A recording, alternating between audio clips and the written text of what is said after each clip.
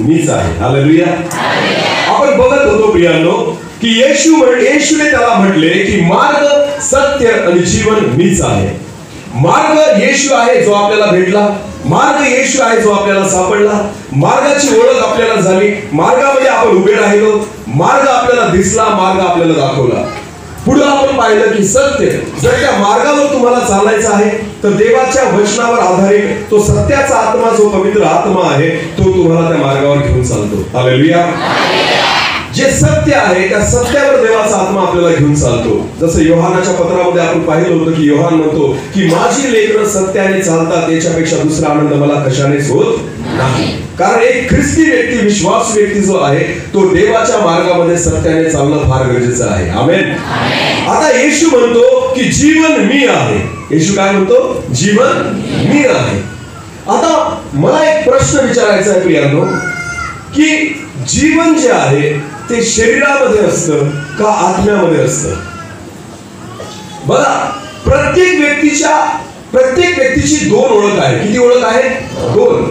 परमेश्वर, जग तुम्हाला एक व्यक्ती म्हणून ओळखतं. जगाला एकच व्यक्ती दिसतो जो शरीराने आहे, जो बाह्य रूपाने आहे.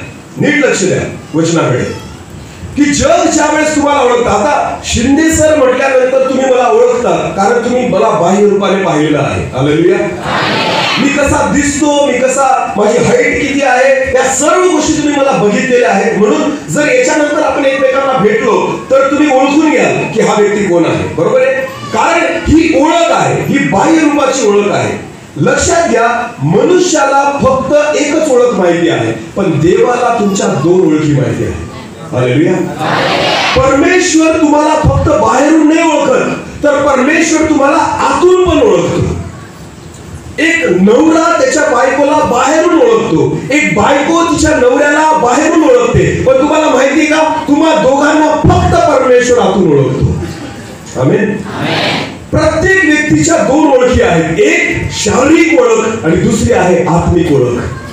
परमेश्वर तुम्हाला शरीर म्हणून ओळखतो आणि परमेश्वर तुम्हाला आत्मा म्हणून देखील ओळखतो. आमेन.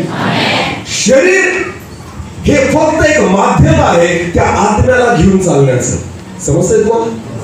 शरीर एक माध्यम आहे त्या आत्म्याला घेऊन चालण्याचं. आणि म्हणून परमेश्वराच्या नजरेमध्ये तुमच्या दोन ओळखी आहेत. एक शारीरिक ओळख आहे आणि दुसरी तुमची आत्मिक ओळख आहे. हालेलुया. आता मी तुम्हाला प्रश्न केला की मला उत्तर द्या की जीवन जे असतं, जीवन, येशू म्हणतो मी जीवन आहे, जीवन जे आहे ते शरीरामध्ये असतं का आत्म्यामध्ये असतं? कशामध्ये? आत्म्यामध्ये. कसं काय? कारण जर समजा शरीरामधून आत्मा निघून गेला तर शरीर जिवंत राहतं का? पण आत्मा जिवंत. समजतंय तुम्हाला? नीट लक्ष द्या. जे देवाने प्राणी बनवले, पक्षी बनवले, इतर जे जनावर बनवले, त्यांच्यामध्ये आत्मा नाही तर त्यांच्यामध्ये जीवन कुठे आहे तुम्हाला माहिती का? प्राण्यांचं जीवन कशात आहे? कोणाला सांगता येईल? बायबलमध्ये दिलेलं आहे. परमेश्वराच्या वचनामध्ये असं म्हटलेलं आहे की तुम्ही मांस खा पण काय खाऊ नका? रक्त खाऊ नका. नीट लक्ष द्या. देवाच्या वचनामध्ये असं म्हटलेलं आहे, तुम्ही मांस खा, तुम्हाला मांस खाण्याची आज्ञा मी देतो, पण कोणत्याच जनावराचं रक्त खायचं नाही. कारण बायबल म्हणतं त्या रक्तामध्ये त्या जनावरांचं काय आहे? जीवन आहे. हालेलुया.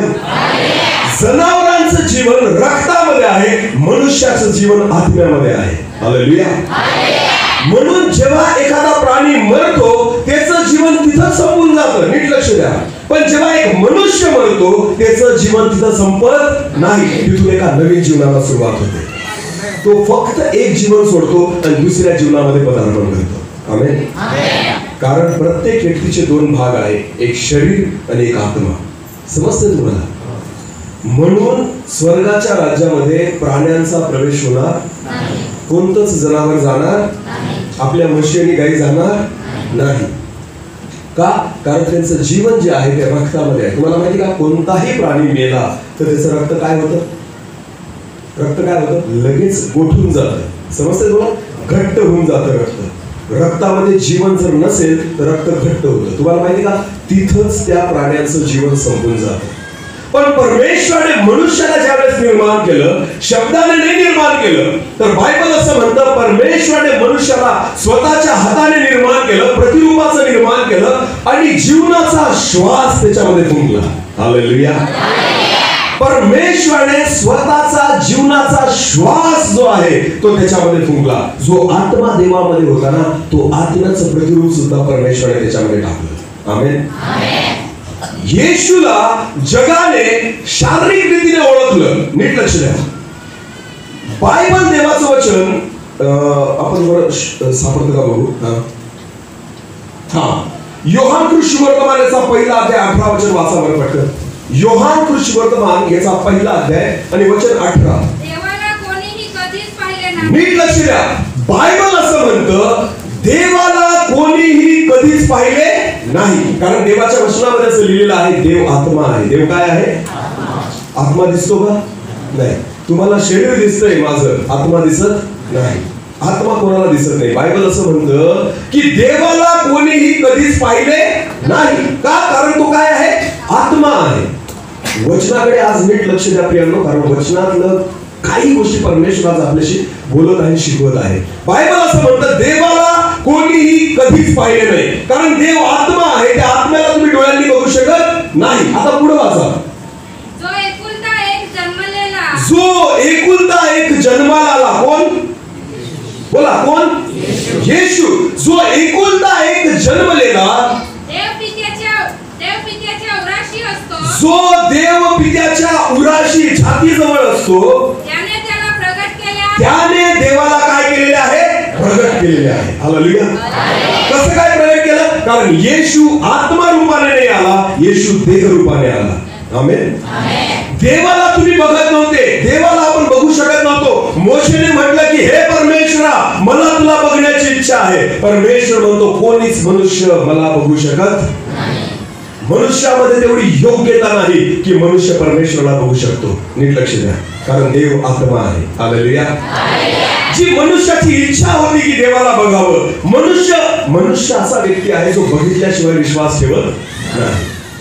बघितल्याशिवाय आपण विश्वास ठेवत नाही. थोमा जो होता, त्या थोमाने काय म्हटलं? येशू ख्रिस्त मेलेल्यातून उठला, पुनरुत्थित झाला, मरियेला दर्शन दिलं, शिष्यांना दर्शन दिलं, वाटेतल्या शिष्यांना दर्शन दिलं. आणि त्या ठिकाणी थोमा नव्हता, तर थोमाला शिष्यांनी सांगितलं की येशू आम्हाला भेटला, तो उठला आहे. थोमा काय म्हणतो? जोपर्यंत येशूच्या जखमांना मी स्पर्श करत नाही, जोपर्यंत त्याच्या खुशीमध्ये जिथं भाला खोपसलेला होता तिथं मी माझा हात टाकून पाहत नाही, तोपर्यंत मी विश्वास ठेवणार नाही. नीट लक्ष द्या. देवाला माहिती आहे की हा मनुष्य जो आहे ना तो बघितल्यावरच विश्वास ठेवेल. देवाला माहिती होतं की मनुष्याला दिसल्यानंतर विश्वास ठेवतो. म्हणून देव जो आत्मा आहे त्या देवाला स्वतःला प्रगट करण्यासाठी एका शरीराची गरज पडली आणि ते शरीर घेऊन येशू ख्रिस्त या जगामध्ये आला. आमेन. शारीरिक रूपाने जो देव ह्या जगामध्ये आला तो येशू ख्रिस्त होता. आमेन. ही देवाची ओळख आहे. म्हणून बायबलमध्ये म्हटलेले योहान कृषी वर्तमान पहिला अध्याय 18 वचन की देवाला कोणीही कधीच पाहिले नाही, पण जो देव पित्याच्या उराशी असतो त्याने त्याला काय केलेलं आहे? प्रगट केलेलं आहे. हालेलुया. देवाला येशूने प्रगट केलं की बघा देव असा आहे. हालेलुया. बरं आता मला एक सांगा, देव कसा होता? येशूने देवाला प्रगट केलं, मग देव कसा होता? येशूला किती हात होते? किती डोके होते? किती पाय होते? म्हणजे आपल्यासारखाच होता.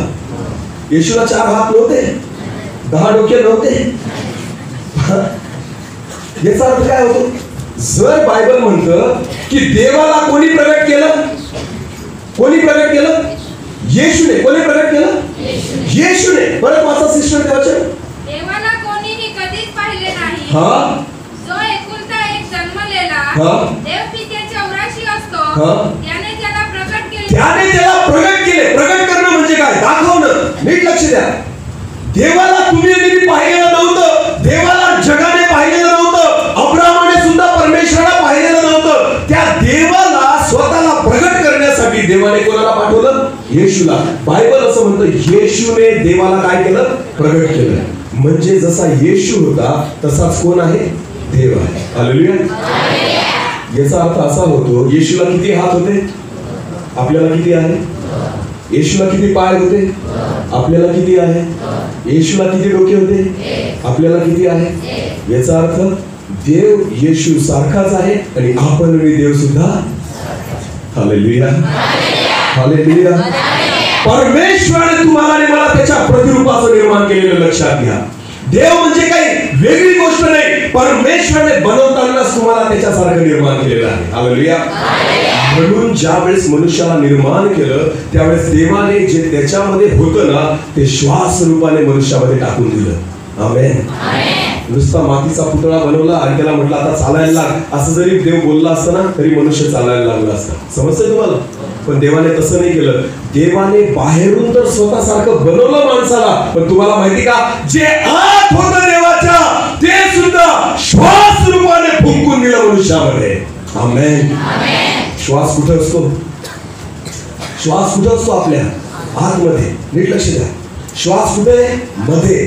देवाने माणसाला मातीसारखं बनवलं, मातीपासून बनवलं. बाह्य रूप बनवलं देवाने, बाहेरचं रूप बनवलं मातीपासून हाताने. पण तुम्हाला माहिती का, आतल्या ज्या गोष्टी होत्या ना देवाच्या, जो देवाचा स्वभाव आहे, जे देवाचं सामर्थ्य आहे, जी देवाची उपस्थिती आहे, जी देवाची महिमा आहे, तुम्हाला माहिती का परमेश्वराने काय केलं? बाहेरून तर मी माझ्यासारखं बनवलेलं आहे मनुष्याला, पण मला त्याला आतून सुद्धा माझ्यासारखं बनवायचंय. म्हणून परमेश्वराने काय केलं? स्वतःचा श्वास जो होता. हालेलुया. आता देवाचा श्वास कुठून आला असेल? कुठून आला असेल? आतून का बाहेरून? आतून का बाहेरून? हालेलुया. तुम्हाला माहिती का, तुम्हाला आणि मला ऑक्सिजनची गरज पडते. देवाला पडते का? नाही पडत. का? का नाही पडत? कशावरून आपण सांगू शकतो देवाला ऑक्सिजनची गरज नाही पडत? कारण दावीद म्हणतो, हे देवा मी आकाशात चढून गेलो तरी तू तिथं, जर मी समुद्रात उतरून गेलो तरी तू तिथं. मग समुद्रात जर देव गेला तर श्वास घेता येईल का? घेता येईल का? देव काय मासा आहे? समुद्रामध्ये श्वास घेईल? समुद्रामध्ये श्वास घेता येतो? घेता येतो का? येतो का? नाही येत. मग आपल्याला घेता येईल, पाण्यामध्ये श्वास घेता येईल. पण दावीद काय म्हणतो, हे परमेश्वरा आम्ही वर आकाशामध्ये मी चढून गेलो तरी तिथं तू. जिथं ऑक्सिजन नाही आकाशामध्ये. नीट लक्ष द्या. प्रभू दावीद म्हणतो आम्ही समुद्राच्या खोल तीरामध्ये निघून गेलो तरी त्या ठिकाणी सुद्धा तू. देवाला ऑक्सिजनची गरज नाही तुमच्या आणि माझ्यासारखी. नीट लक्ष द्या. कारण देव जो आहे ना तो मातीच्या शरीरामध्ये नाहीये. हालेलुया. देवाने श्वास फुंकला मनुष्यामध्ये. याचा अर्थ असा नाही होत की देवाने हवा फुंकली. याचा अर्थ असा नाही होत कारण परमेश्वर तुमच्या आणि माझ्यासारखा ऑक्सिजन नाही घेत, आपल्यासारखा श्वास नाही घेत. तर देवाने परमेश्वराने जो श्वास फुंकला त्याचा अर्थ असा होतो की परमेश्वराने त्याच्या मधला आत्मा, परमेश्वराने त्याचं स्वतःचं अस्तित्व, परमेश्वराने स्वतःची ओळख ही संपूर्ण रीतीने आदामामध्ये ओतून टाकली. हालेलुया. मग आदाम जो आहे ना तो 2 रीतीने ओळखला जाऊ लागला. एक शारीरिक रीतीने आणि दुसरा आत्मिक रीतीने. हालेलुया. बाहेरून पण देवासारखा आणि आतून पण. हालेलुया. आता तुम्ही आणि मी कोणाचं प्रतिरूप आहोत? देवाचं प्रतिरूप आहोत. हालेलुया. पण तुम्हाला माहिती का प्रॉब्लेम कुठं झाला? प्रॉब्लेम तिथं झाला ज्यावेळेस मनुष्याने काय केलं? पाप केलं. नीट लक्ष द्या. ज्या वेळेस मनुष्याने पाप केलं तर मनुष्य बाहेरून तर देवासारखाच दिसत होता, पण आतून पूर्ण बिघडून गेला. नीट लक्ष द्या. जीवन त्याच्या आतमध्येच होतं. आदामाच्या आतमध्ये काय होतं? जीवन होतं. कारण देवाने जीवनाचा श्वास त्याच्यामध्ये काय केलेला होता? फुंकलेला होता. पण जेव्हा मनुष्य पतित झाला, जेव्हा मनुष्याने पाप केलं, तुम्हाला माहिती का पापाची सुरुवात कुठून होते? पाप जे आहे, शरीर तोपर्यंत पाप करत नाही जोपर्यंत शरीराला तुम्ही आज्ञा नाही देत की तू पाप कर. समजतंय तुम्हाला? जोपर्यंत आता हा हात आहे, या हाताला मी जोपर्यंत सांगत नाही की तू इथं हात लाव, तोपर्यंत हात लावणार नाही. कारण या हाताला चालवणार कोण आहे? मन. हालेलुया. कोण आहे? मन. माझ्या मनातले विचार पहिले मी विचार करतो आणि त्याच्यानंतर कृती करत असतो. नीट लक्ष द्या. समजतंय तुम्हाला? पहिले मी विचार करतो आणि त्याच्यानंतर कृती करतो. ज्या वेळेस आदामाने हवेने पाप केलं, ते पाप शारीरिक नव्हतं, तर ते पाप आत्मिक होतं. कारण त्यांनी विचार केला. सैतानाने काय सांगितलं? ज्या दिवशी तुम्ही फळ खाल त्या दिवशी तुम्ही कोणा समान व्हाल? देवा समान व्हाल. त्यांनी विचार केला की आम्ही देवा समान होऊ. हवेने विचार केला की आम्ही देवा समान होऊ. तो देवा समान होण्याचा विचार जो आहे ना, तो त्यांच्या आतमध्ये आला. कुठं आला? आतमध्ये. पाप जे आहे ते शारीरिक नाही आहे, पाप जे आहे ते आत्मिक आहे. लक्षात घ्या. कोणत्याही पापाची सुरुवात आतून होत असते, बाहेरून होत नाही. दारू प्यायची आहे, तो पिणारा भले शरीराने पितो, पण विचार तो मनाने करतो की मला प्यायची आहे.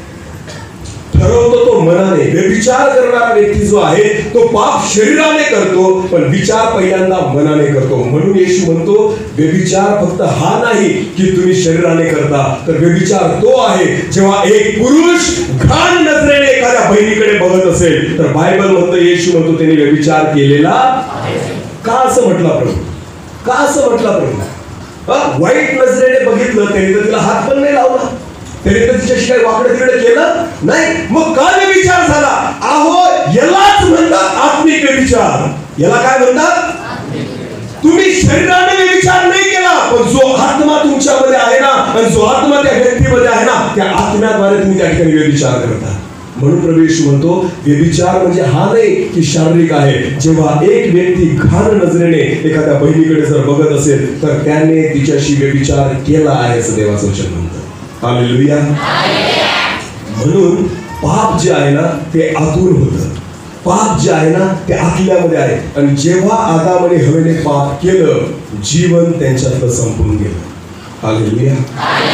जो जीवनाचा आत्मा होता ना देवाचा, जो सार्वकालिक साठी परमेश्वराने दिलेला होता, तो आत्मा. कारण नोहाच्या काळात परमेश्वराचं वचन काय सांगतं की मनुष्य भ्रांत झाल्यामुळे आता माझ्या आत्म्याची वस्ती त्याच्यामध्ये राहू शकत नाही. जो जीवनाचा आत्मा आहे, तो जीवनाचा आत्मा आता त्याच्यामध्ये राहू शकत नाही. म्हणून मरण जे आहे ते मनुष्याच्या जीवनामध्ये आलं. समजतंय तुम्हाला? ह्याच मरणाला मारण्यासाठी प्रभू येशू ख्रिस्ताला जन्म घ्यावा लागला. ह्याच मरणाला मारण्यासाठी येशू ख्रिस्ताला स्वतः मरण सहन करावं लागलं. ह्याच मरणाला मारण्यासाठी येशू ख्रिस्त म्हणतो मी जातो आणि तो सत्याचा आत्मा कैवारी मी तुमच्यासाठी पाठवतो. हालेलुया. एक वचन वाचून घेऊ आपण. चला, रोमकरास पत्र काढा.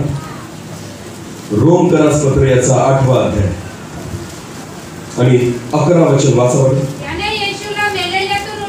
नीट लक्ष द्या. ज्याने येशूला मेल्यातून उठवले, त्याचा आत्मा जर तुम्हामध्ये वस्ती करतो, त्याचा आत्मा जर तुम्हामध्ये वस्ती करतो, तर ज्याने ख्रिस्त येशूला मेलेल्यातून उठवले, तर ज्या आत्म्याने येशूला मेलेल्यातून उठवले, तो तुम्हामध्ये वस्ती करणाऱ्या, तर तो तुम्हामध्ये वस्ती करणाऱ्या आपल्या आत्म्याने तुमची मर्त्य शरीरही जिवंत करेल. हालेलुया. बायबल म्हणतो तो त्याच्या आत्म्याने तुमची मेलेली शरीरे सुद्धा काय करील? जिवंत करेल. हालेलुया. येशू म्हणतो मी जीवन आहे. लक्षात घ्या, येशूच्या मार्गात तुम्ही आले, सत्याने तुम्ही चालले. सर्वात महत्वाची गोष्ट ही आहे, ज्या आत्म्याने येशूला मेलेल्यातून उठवलं, ज्या पवित्र आत्म्याने येशूला कबरेतून उठवलं, तोच आत्मा जोपर्यंत तुमच्यामध्ये येत नाही, तोपर्यंत तुम्ही मेलेल्यातून जिवंत होणार नाही. तोपर्यंत सार्वकालिक जीवनामध्ये तुमचा प्रवेश होणार नाही. म्हणून पवित्र आत्मा हा प्रत्येक व्यक्तीसाठी गरजेचा आहे, कारण त्या पवित्र आत्म्याच्या ठाई जीवन आहे. हालेलुया.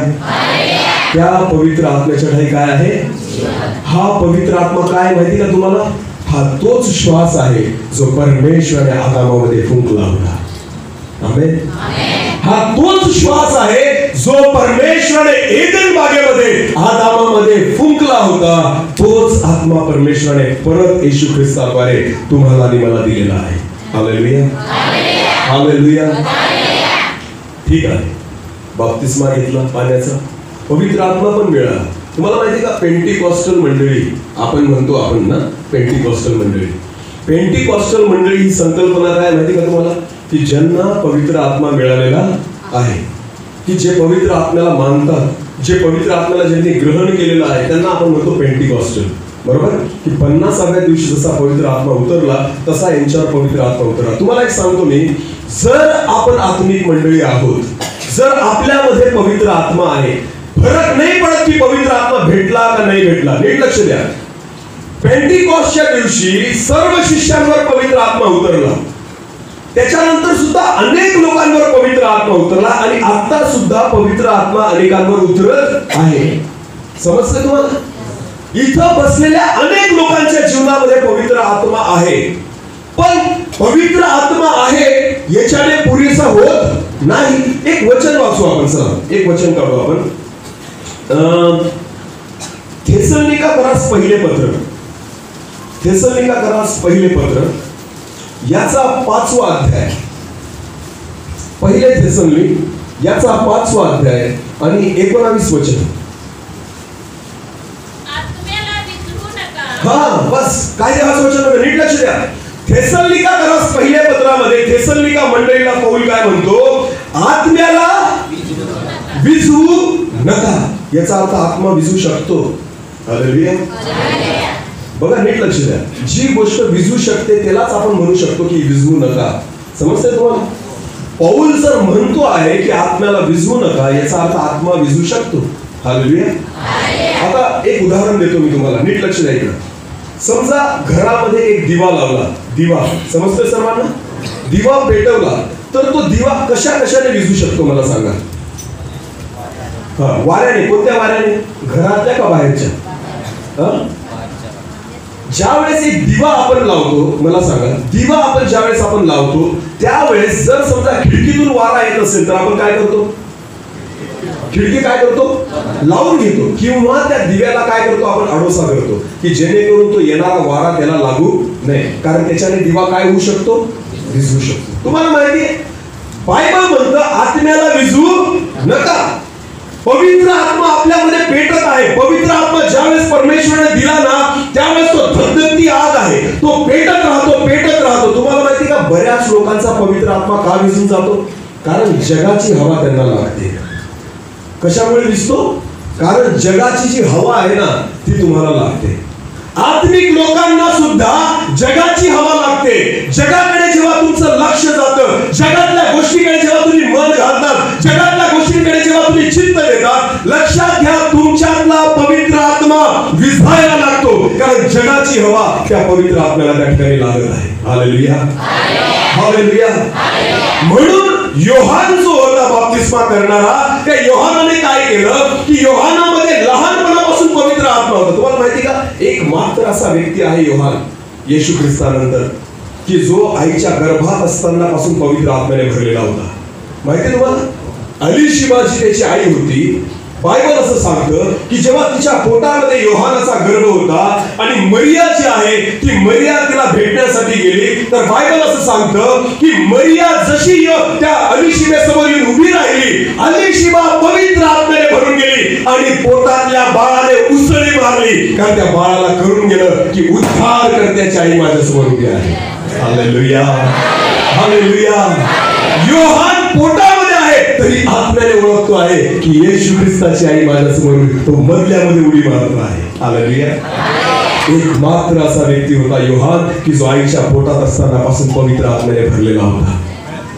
तुम्हाला माहिती का, योहानाने स्वतःला जगाची हवा लागू दिली नाही. योहान कुठे जाऊन राहिला? जंगलामध्ये. कुठे जाऊन राहिला? यार्देनेच्या तीरी जाऊन राहिला. योहानाने काय खाल्लं? मध आणि टोळ.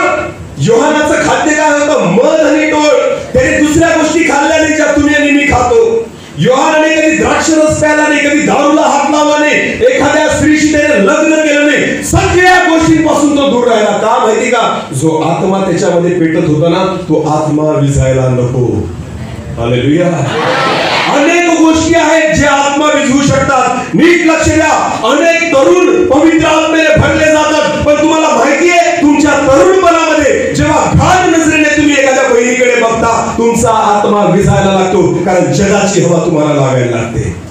आज अनेक लोकांचा आत्मा जो आहे तो मोबाईलमुळे त्या ठिकाणी विझत चाललेला आहे. मोबाईलमुळे काय होत चाललेला आहे? कारण जगाची हवा त्याच्याद्वारे तुमच्या आत्म्याला लागत आहे. म्हणून पहिले थेसलोनिकमध्ये पौलुस म्हणतो की आत्म्याला विझवू नका. अहो, तो पेटत आहे तुमच्यामध्ये, त्याला विझवू नका. मी एक उदाहरण तुम्हाला दिलं की आत्मा तेव्हा विझतो ज्या वेळेस त्या आत्म्याला बाहेरची हवा लागते. अजून दुसरं काय कारण आहे मला सांगा? दिवा अजून कोणत्या कारणाने विझतो? हवा लागणं हे एक कारण झालं. अजून कोणतं कारण आहे दिवा विझण्याचं? सांगा. हा, कोणीतरी बोला. हा, बोला. काय? नाही, झाकून नाही. आता हवेचा विषय सोडून घेऊ आपण. तेल संपल्यावर. हालेलुया. दिवा केव्हा विझतो? तेल संपलेला. लक्षात घ्या, आत्म्याला देवाने तुमच्यामध्ये पेटवलेला आहे. पौल म्हणतो आत्म्याला विझवू नका. मग आत्मा पेटत आहे. जी वस्तू पेटते आहे तिला पेटण्यासाठी कसली तरी गरज पडते. नीट लक्ष द्या. ती तिची पेटत नाही. तिला पेटत राहण्यासाठी काहीतरी लागतं. एक वचन काढू. लेवीचं पुस्तक काढा. लेवी, जुन्या करारामध्ये लेवी याचा 6वा अध्याय.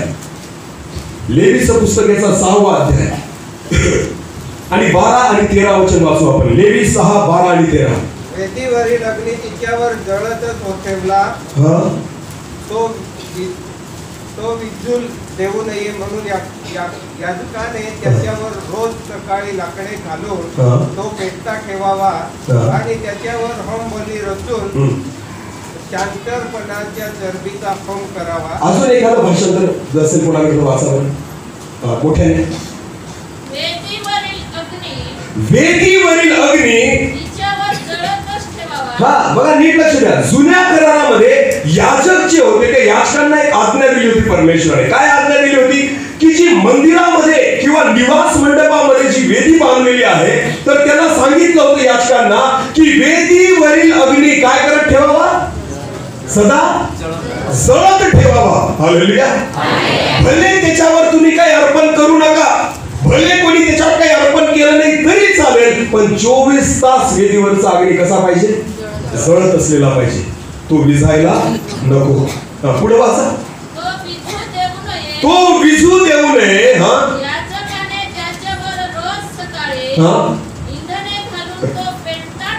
याजकाचं काम आहे.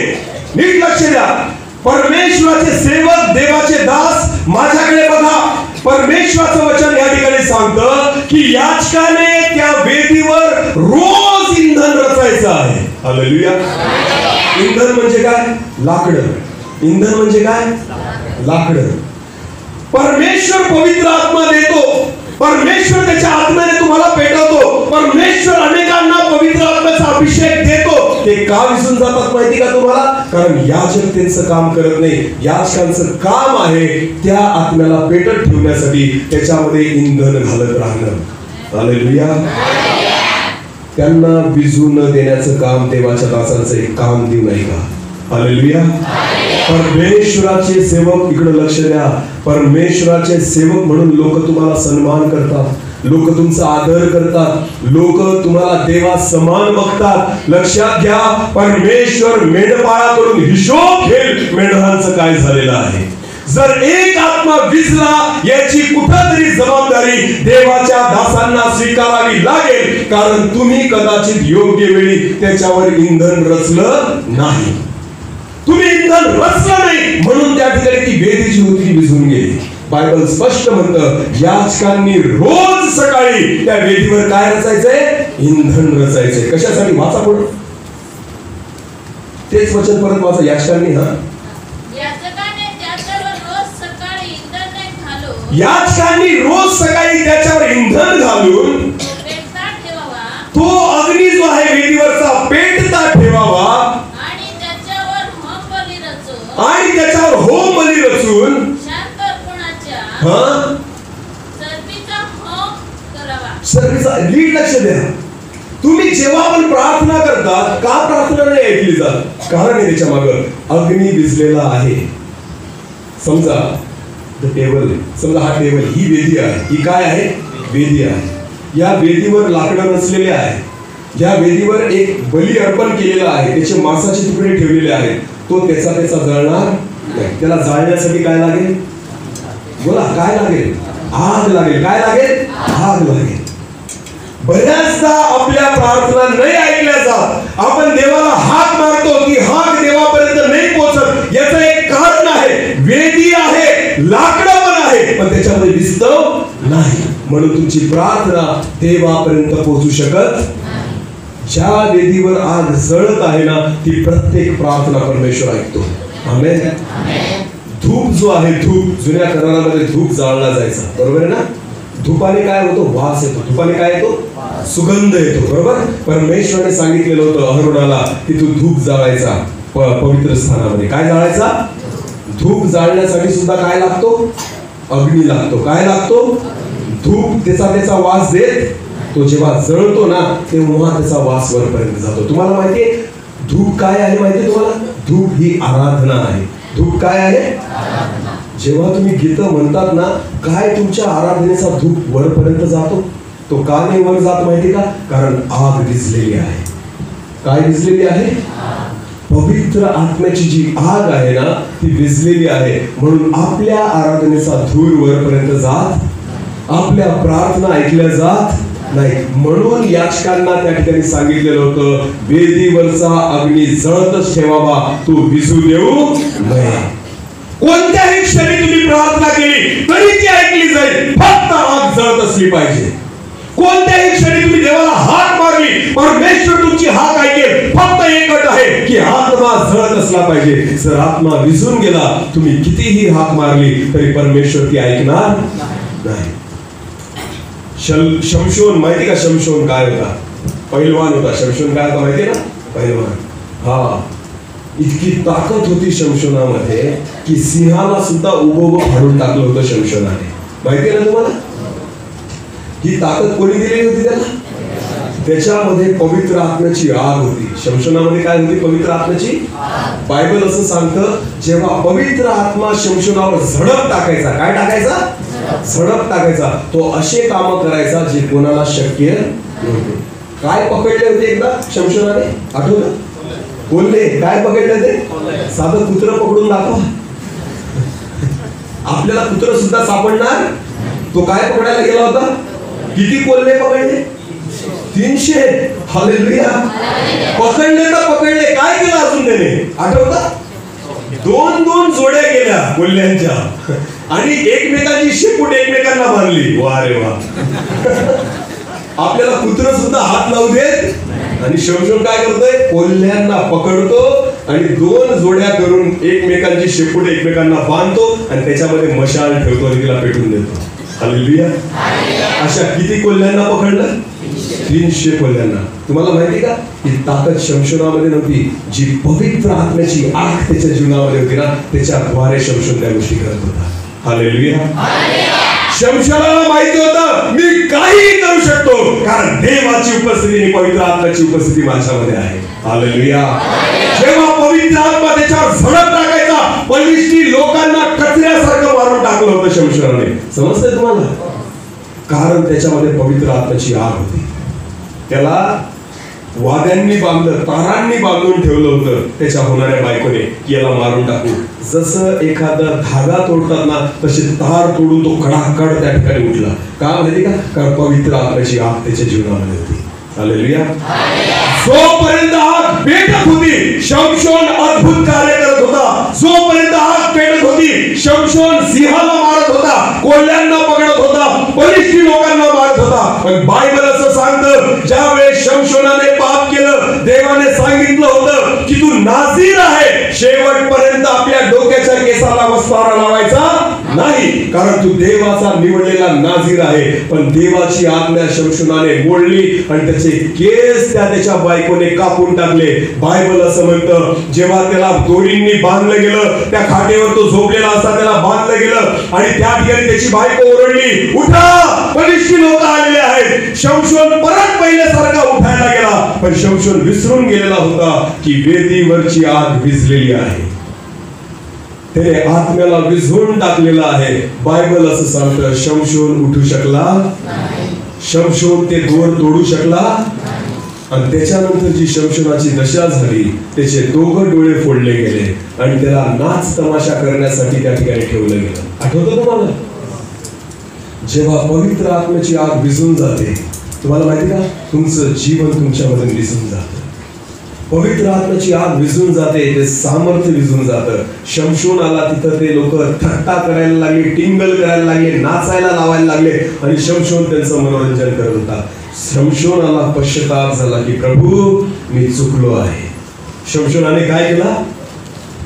काही फरक पडत नाही तुमची आग विझली असेल, कदाचित जगाचा वारा तुमच्या पवित्र आत्म्याच्या आगीला लागला असेल, कदाचित ती आग विझली असेल, कदाचित तुमची वेदी थंड झाली असेल. पण आज मी तुम्हाला देवाच्या वचनाप्रमाणे, देवाच्या आत्म्याने सांगू इच्छितो, ज्या वेळेस शमशोनाने पश्चाताप केला, ज्या वेळेस शमशोनाने देवाकडे पाहिलं, त्याचे दोघं डोळे फोडलेले होते, पण शमशोन मनापासून परमेश्वराकडे विनवणी करतो की हे परमेश्वरा, मी तुझ्या विरोधात पाप केलेलं आहे, पण एकदा परमेश्वरा तू मला संधी दे, एकदा परत एकदा ही आग पेटव की जेणेकरून जेवढे फलिस्ती लोक आज या मंडपामध्ये बसलेले आहेत, आज या बिल्डिंग मध्ये बसलेले आहेत, फक्त एकदा प्रभू ही आग पेटव, मी या सगळ्यांना एका क्षणात मारून टाकेन.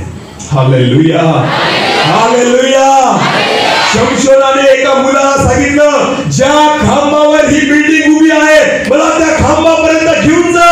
शमशोनाला दिसत नव्हतं, शमशोनाला माहिती होतं की देवाने मला सोडलेला आहे, पण त्याने पश्चाताप केला आणि देवाकडे प्रार्थना केली. त्या खांबाला जाऊन तो टेकून उभा राहिला, देवाकडे मागितलं आणि परमेश्वराने त्याला परत एकदा त्याची आग दिली. हालेलुया. परत एकदा आगीने पेटून गेला. बायबल असं सांगतं, तो खांब धरून शमशोनाने हलवला, सगळी बिल्डिंग पडून गेली. प्रियानो, शमशोन पण मेला, पण बायबल असं सांगतं, त्याच्या संपूर्ण हयातीमध्ये जेवढे फलिस्ती लोक त्याने मारलेले, एका दिवसात तेवढे लोक त्याने मारून टाकले. Hallelujah, hallelujah. कदाचित तुमची आग विझलेली असेल, कदाचित आत्म्याने तुम्ही विझलेले असाल, पण आज परमेश्वराकडे मागा, परमेश्वर नव्याने पेटवेल. मी तुम्हाला सांगतो, जे आजपर्यंत घडलं नाही, येणाऱ्या दिवसामध्ये परमेश्वर तुमच्या जीवनामध्ये त्या गोष्टी करेल. आमेन, आमेन. म्हणून त्या ठिकाणी पाऊल म्हणतो, आत्म्याला विझवू नका. ज्या दिवशी तुमचा आत्मा विझून जाईल, सगळं तिथं संपेल, सर्व तिथं संपेल. तुम्ही पुढे काहीच करू शकणार नाही. Hallelujah, hallelujah. म्हणून याचकांना त्या ठिकाणी आज्ञा केलेली होती की वेदीवरील लाकडं जी आहेत ती नेहमी जळत ठेवायची आहे. रोज सकाळी त्याच्यावर इंधन घालायचं. तुमचे कितीही महत्वाचे काम असू द्या, तुमच्या मी तुम्हाला एक सांगू, ज्याने सेवा निवडलेली आहे, कोणी का असेना, ते पास्टर असो का माझ्यासारखा व्यक्ती असो, ज्याने सेवा निवडलेली आहे, जर तुम्ही एकदा नांगराला हात घातला, तुम्ही मागं वळून पाहू शकत नाही, मागं वळून पाहू शकत नाही. साधारण विश्वासणाऱ्याला देव सोडून देईल, नीट लक्ष द्या. पण जे सेवक आहेत ना, परमेश्वर त्यांच्या बाबतीत ईर्ष्यावान असतो. परमेश्वर त्याच्या दासांना असं सोडत नाही. देवाच्या दासांना कधीच रिटायरमेंट नसते. काय नसते? रिटायरमेंट. रिटायरमेंट कळतं का? नोकरीवरून 60 वर्षाचा झाल्यावर रिटायर होतात ना. देवाचे सेवक कधीच रिटायर होत नाही, लक्षात घ्या. ज्या देवाच्या दासाने ठरवलं की मला आता रिटायर व्हायचंय, तुम्हाला माहिती का देव काय करतो? त्याला म्हणतो आता चल माझ्याकडे. देव डायरेक्ट वर उचलून घेतो. का? कारण त्याला माहिती आहे तुझं इथं काहीच काम नाही. आता देवाचे दास रिटायर होऊ शकत. मोशेला वाटलं आता मी थकलो, मोशेला म्हटलं चल माझ्याकडे. एलियाला वाटलं मी आता थकलो, एलियाला परमेश्वर म्हटलं चल माझ्याकडे. तुझं आता इथं काही काम नाही. नीट लक्ष द्या. परमेश्वराच्या सेवकांनो, खूप मोठी जबाबदारी देवाने तुम्हाला आणि मला दिली. शेवटच्या क्षणापर्यंत पळावं लागेल. Hallelujah, hallelujah. काही फरक नाही आपलं वय किती झालं. तुम्ही 60 वर्षाचे झाले का 70 वर्षाचे झाले. मोशेला जेव्हा निवडलं तेव्हा तो 80 वर्षाचा होता. हालेलुया. मोशेला जेव्हा पाचारण केलं देवाने तेव्हा तो 80 वर्षाचा होता. 120 वर्षापर्यंत मोशेने सेवा केली. लक्षात घ्या, देवाला नाही फरक पडत तुमचं वय काय आहे, फक्त आग पेटली असली पाहिजे. आमेन. फक्त तुमच्या वेदीवरची आग विझायला नको. मी तुम्हाला सांगतो, परमेश्वर अद्भुत कार्य करायला समर्थ आहे. आमेन. डॉक्टर बिली ग्रहाम, जे अमेरिकेचे एक महान दास होते, डॉक्टर बिली ग्रहाम, काही वर्षांपूर्वी ते देवामध्ये झोपी गेले. तुम्हाला माहिती का, शेवटचा संदेश त्यांनी झोपून दिला होता. कसा दिला होता? आजारी होते, वय झालेलं होतं, उभं राहता येत नव्हतं, शक्ती नव्हती, झोपून त्या ठिकाणी शेवटचा संदेश दिला होता. पण शेवटपर्यंत देवाची सेवा केली. हालेलुया.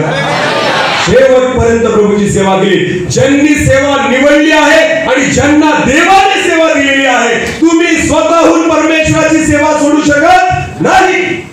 तो अधिकार परमेश्वराने तुम्हाला दिलेला नाही. ज्या दिवशी तुमच्या मनात हा विचार येईल, माझे शब्द कान देऊ नये का, परमेश्वर तुम्हाला जगातून वर उचलून घेईल. का? कारण तुमचं इथं काहीच काम नाही, कारण तुम्ही सेवा निवडलेली आहे. Hallelujah, hallelujah. अद्भुत आहे परमेश्वर. तो त्याच्या दासांच्या बाबतीत खूप ईर्ष्यावान आहे, खूप ईर्ष्यावान आहे. योना पळून चालला होता. त्याला वाटलं मी चाललो तार्शिशला, देव काही बघणार नाही. कुठं झोपला होता? जहाजाच्या तळाशी जाऊन. त्याला वाटलं देव नाही बघणार. अरे दावीद म्हणतो, मी समुद्राच्या तळापाशी गेलो तरी सुद्धा तिथं तू आहे. हालेलुया. योना जिथं एवढं वादळ सुरू झालं, एवढा वारा सुरू झाला, सगळे लोक घाबरले, त्यांच्या देवाची आरोळी करायला लागले आणि सगळ्यांनी चिठ्ठ्या टाकल्या. तर या महाशयाची चिठ्ठी निघाली जो झोपलेला होता. हालेलुया. हा त्यांच्यामध्ये नव्हता चिठ्ठ्या टाकताना, हा तर मस्त घोरत पडलेला आहे. त्याला वाटलं मी चाललो पळून, देव मला काही बघत नाही. अरे परमेश्वराने तुला पहिलेच पाहिलं होतं. आमेन. त्याची चिठ्ठी निघाली. त्याला शोधत शोधत आले आणि त्याला जागा करून म्हटले, अरे बाबा तू कोण आहेस? तुझ्यामुळे सगळेजण संकटामध्ये आहे. हालेलुया. देवाच्या दासांनो, जेव्हा आपण चुकतो ना, आपल्यामुळे आपला पूर्ण परिवार परीक्षेमध्ये पडतो. लक्षात घ्या, पूर्ण परिवार परीक्षेमध्ये पडतो. तुम्ही जी सेवा निवडलेली आहे ती सेवा प्रामाणिकपणे पूर्ण करा, नाही तर पूर्ण परिवाराला भोगावं लागतात या गोष्टी. तिथं जेवढे जण जहाजामध्ये होते ना, सगळ्यांना भोगावं लागत होतं. सगळ्यांना कळत होतं, आज जर आम्हाला कळलं नाही तर आम्ही मरून जाऊ सगळे. ते नोहा ते योनाला शोधत आले, त्याला उठवतात आणि म्हणतात, अरे तू कोण आहे? तुझ्या नावाची चिठ्ठी निघाली. तो म्हणतो, योना काय म्हणतो, ज्या देवाने आकाश आणि पृथ्वी निर्माण केली त्या देवाचा मी सेवक आहे. निर्लज्ज माणसा, तुला माहिती होतं त्या देवाचा तू सेवक आहे, मग कशाला पळून चालला? काय निर्माण केलं ज्या देवाने? आकाश आणि पण ज्याने आकाश आणि पृथ्वी निर्माण केली, तू कुठं लपशील सांग ना. ना तू आकाशात लपू शकतो, ना तू पृथ्वीवर लपू शकतो. ज्या देवाने आकाश आणि पृथ्वी निर्माण केली तुझ्या तोंडाने तू सांगतोय, तर त्या देवापासून तू लपशील कुठं? ना आकाशात लपू शकत, ना पृथ्वीवर लपू शकत. मग योना काय म्हणतो? मग आता ते लोक म्हणतात, आम्ही काय करावं सांग बाबा. योना म्हणतो, काहीच करू नका, मला उचला आणि फेका समुद्रात. हालेलुया. मला उचला आणि कुठं फेका? समुद्रात फेका. कारण योनाला कळून गेलेलं होतं, आग विझली आहे. काय विझली आहे? आग विझली आहे. योनाला कळून गेलं, आता काहीच फायदा नाही. देवाने मला बघितलेलं आहे, देवाने मला शोधलेलं आहे. देव मला सोडणार, देवापासून मी पळू शकणार? देवाच्या दासांनो, नीट लक्ष द्या. सेवेपासून पळायचा प्रयत्न करू नका, सेवेपासून दूर होण्याचा प्रयत्न करू नका.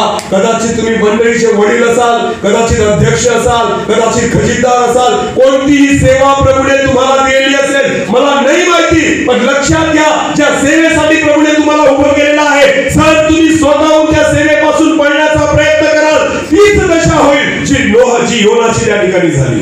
योना म्हणतो, स्वतः म्हणतो मला समुद्रात फेका. हालेलुया. योनाला माहिती नव्हतं की मासा आहे. योनाला वाटलं आता मी मेलो, पण तो मरायला सुद्धा तयार झाला, कारण त्याला कळून गेलं मी कोणाविरोधात पाप केलेलं आहे? देवाविरोधात. कोणाविरोधात? देवाला काय आवडलं माहिती का योनाचं? की योनाने कबूल केलं की प्रभू मी पापी आहे, मरू दे आज मला, आता माझी लायकी नाही की मी जगावं.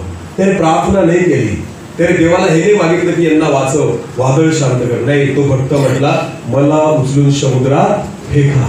देवाला दया करायची तर करेल, नाही तर आज मी माझ्या पापाची शिक्षा भोगेल. ही तयारी होती योनाची. आमेन. आणि देव इतका महान, जरी आग विझलेली होती, परमेश्वराने काय केलं? योनासाठी काय सिद्ध केला? मासा. आणि जसं योनाला खाली टाकलं, योनाला वाटलं मेलो. अरे कशाला मरतोय? तो मासा तुझी वाटच बघतोय. Hallelujah, hallelujah. जसा खाली पडला, गटकन माशाने गिळून घेतला आणि योना डायरेक्ट जाऊन पोटात बसला. कुठं बसला? हा, किती सुंदर वास येत असेल योना, किती छान वास येत असेल. नाही, मासे खातात का तुम्ही? माशाचं पोट जर फाडलं, किती सुंदर वास येतो. नाही, आवडतो का? नवापूरला मच्छी मार्केटमध्ये जा, कसं वाटतं? खूप प्रसन्न वाटतं. नाही, प्रसन्न वाटतं. मग विचार करा, योना माशाच्या पोटात असेल, कसं वाटत असेल त्याला? अरे आतापर्यंत मस्त एका चांगल्या खोलीमध्ये बसून प्रार्थना करायचा, आता कुठे बसून प्रार्थना करतोय? माशाच्या पोटातल्या घाणीमध्ये बसून. ही दिवस का आले? कारण जर तिथं योग्य वागला असता तर ही वेळ आली. तर योनाला माहिती होतं मी सहन करेन, कारण माझा परमेश्वर दया करणारा परमेश्वर आहे. हालेलुया. 3 दिवस माशाच्या पोटामध्ये होता योना. 3 दिवस प्रार्थना करत होता परमेश्वराकडे. 3 दिवस पश्चाताप करत होता परमेश्वराकडे. तुम्हाला माहितीये, ज्या वेळेस परमेश्वराने त्याची प्रार्थना ऐकली, तिसऱ्या दिवशी त्या माशाने योनाला पचवलं नाही. तुम्हाला माहिती का? सहज पचवू शकत होता योनाला, जर तो योना त्याच्या पोटात होता. पण माशाला काय झालं माहिती का? अपचन. माशाला काय झालं? अपचन. म्हणून समुद्राच्या किनाऱ्यावर जाऊन माशाने काय केलं? योनाला ओकून टाकलं. हालेलुया. माशाला योना पचला.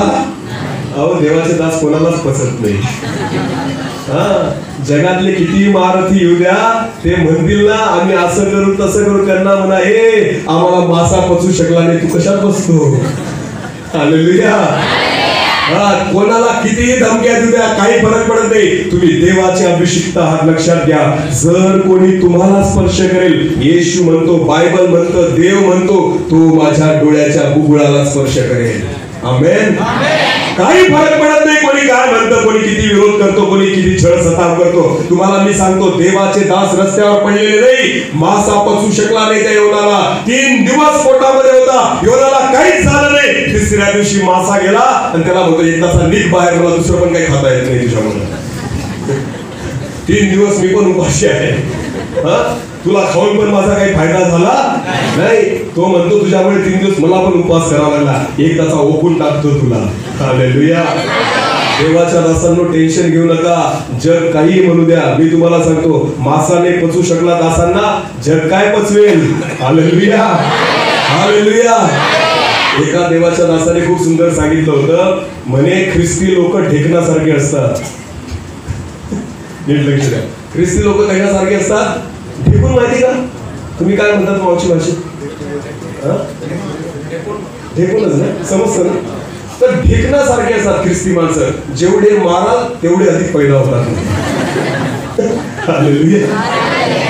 ख्रिस्ती लोकांना तुम्ही जेवढा माराल, मी तुम्हाला सांगतो ते अजून जास्त तयार होतील. हालेलुया. जेवढ्यांना माराल अजून अनेक पटीने त्या ठिकाणी उभे राहतील, तुम्हाला मी सांगतो. म्हणून ज्यांना वाटतं ना ख्रिस्ती लोकांचा छळ केल्यावर ते कमी होतील, कमी नाही होणार बाबा, ते अजून अनेक पटीने वाढतील. आमेन, आमेन. योनाला पचू शकला नाही त्या ठिकाणी मासा, ओकून दिलं त्या ठिकाणी योनाला. योनाची आग परत भडकलेली होती. योनाला पवित्र आत्म्याने परत पेटवलेलं होतं. बायबल असं सांगतं, ज्यावेळेस योनाला ओकून दिलं, योनाने अंघोळ नाही केली, योनाने स्वतःला धुतलं नाही, तसाच चालत चालत निम्मे शहरामध्ये गेला आणि रस्त्याने ओरडत फिरला, पश्चाताप करा, कारण परमेश्वर निम्मे शहराचा नाश करणार आहे. पश्चाताप करा, पापापासून वळा, कारण परमेश्वर परमेश्वर निनिवे शहराचा नाश करणार आहे. प्रियांनो, एका दिवसामध्ये राजापासून तर गरीबापर्यंत सर्वांनी गोंडटाक नेसलं, राग अंगाला फासली, रडायला लागले, पश्चाताप करायला लागले, उपवास करायला लागले. राजाने सांगितलं जनावरांना सुद्धा चारा देऊ नका, की जेणेकरून ते ओरडतील तर देवाला त्यांची तरी दया येईल. हालेलुया. संपूर्ण निनिवे शहराने पश्चाताप केला प्रियांनो, आणि त्या निनिवे शहराचा उद्धार त्या दिवशी झाला. लाखो लोक वाचले. कोणामुळे? योनामुळे. हा तोच योना आहे जो म्हणतो मला समुद्रात फेकून द्या. त्याला स्वतःची किंमत नव्हती, पण तुम्हाला माहिती का, देवाला त्याची किंमत होती. हालेलुया. देवाने परत आग पेटवली.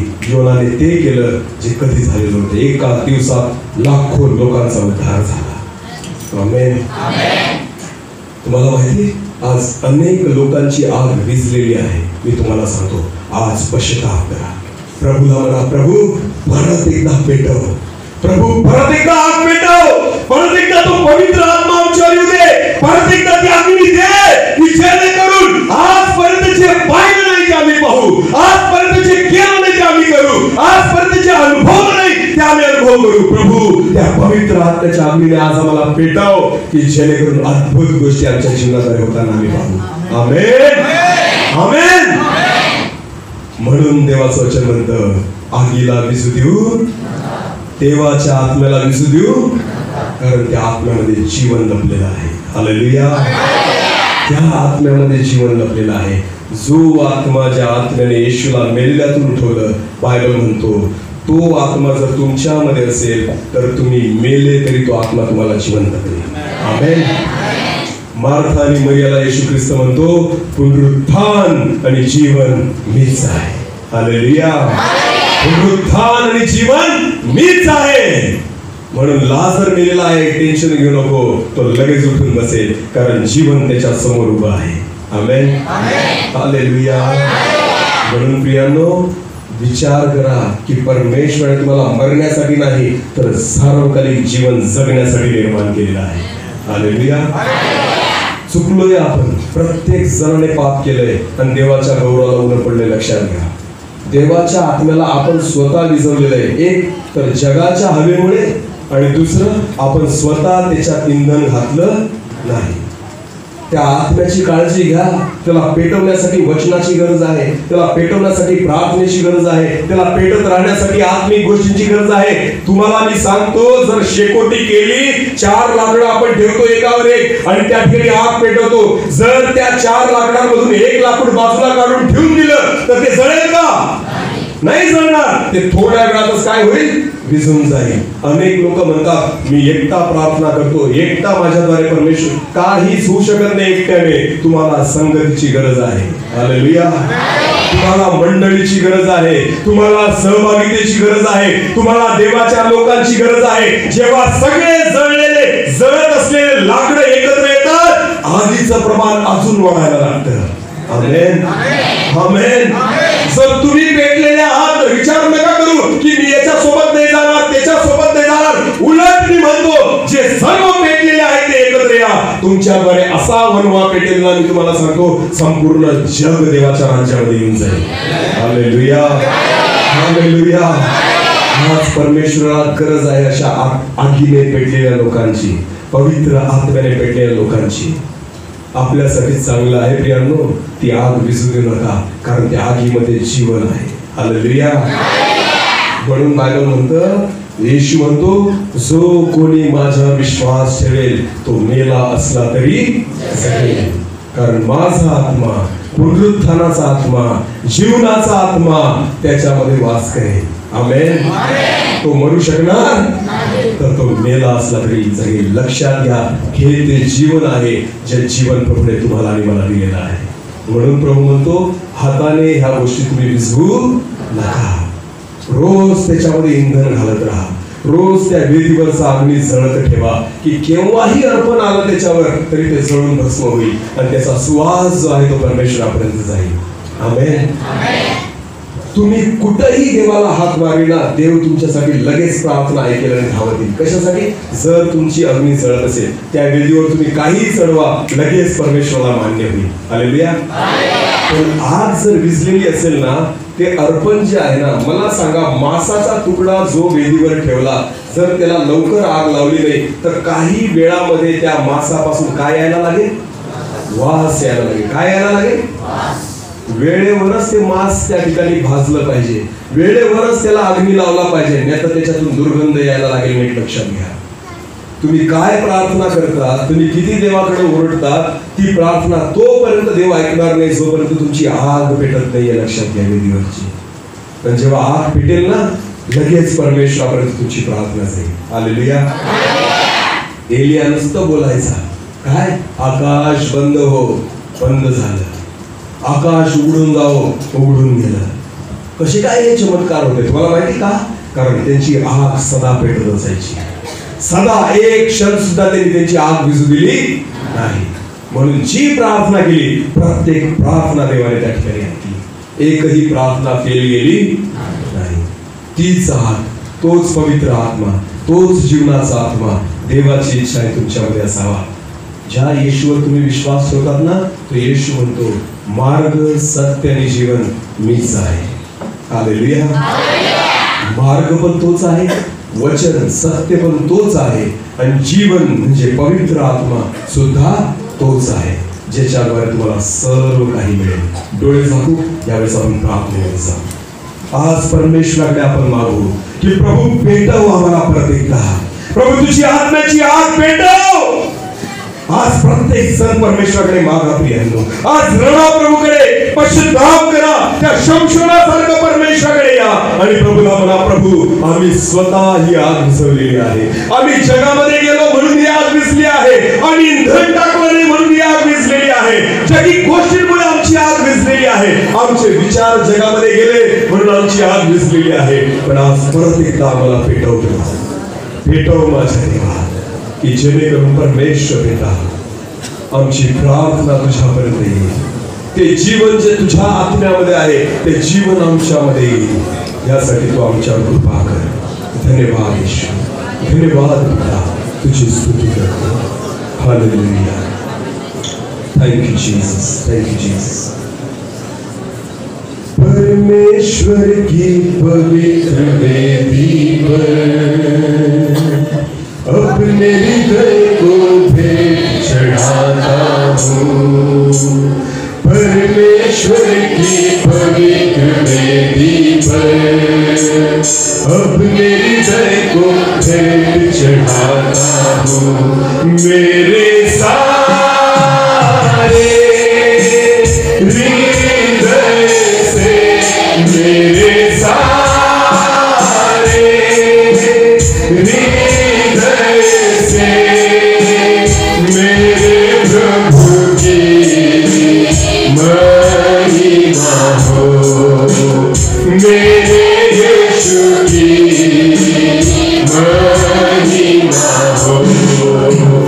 परमेश्वर की पवित्र वेदी पर अपने हृदय को भेंट चढ़ाता हूँ. परमेश्वर की पवित्र वेदी पर अपने हृदय को भेंट चढ़ाता हूँ. मैं उठाता हूँ अपने दोनों हाथ, धन्यवाद की भेंट देने के लिए. मैं उठाता हूँ अपने दोनों हाथ, धन्यवाद की भेंट देने के लिए. मेरे सारे